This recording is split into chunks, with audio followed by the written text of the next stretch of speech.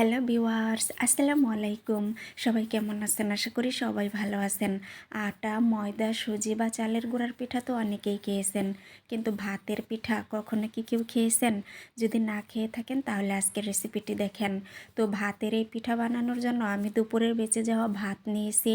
তারপর ভাতগুলো আমি ব্লেন্ডারে ব্লেন্ড করে নিয়ে তাতে স্বাদ মতো লবণ, অল্প পরিমাণ আটা এবং 1 চামচ পরিমাণ আস্ত জিরা দিয়ে ভালোভাবে মেখে পিঠার ডোটা তৈরি করে নিয়েছি।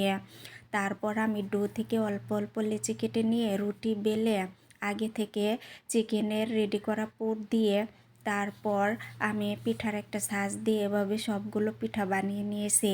সবগুলো পিঠা যখন বানানো হয়ে যাবে তখন আমি চুলায় একটা প্যান বসিয়ে দিয়েছি, তাতে পর্যাপ্ত পরিমাণ তেল দিয়ে দিয়েছি গরম হওয়ার জন্য। তেলটা যখন ভালোভাবে গরম হয়ে গেছে তখন সবগুলো পিঠা এভাবে আমি মুচমুচে করে ভেজে নিয়েছি। সবগুলো পিঠা যখন ভালোভাবে ভাজা হয়ে যাবে তখন আমি একটা প্লেটে উঠিয়ে নিয়েছি। ট্রাস্ট মি, এই পিঠাটা খেতে কিন্তু দুর্দান্ত স্বাদের হয়। আপনি যদি কাউকে এই পিঠাটা খেতে দেন কেউ ধরতেই পারবে না এটা যে ভাতের পিঠা, এতটাই টেস্টি হয়। আপনারা অবশ্যই এটা বাসায় বানিয়ে খেয়ে দেখবেন। তো চলে যাচ্ছি, দেখা হবে নেক্সট ভিডিওতে। টাটা।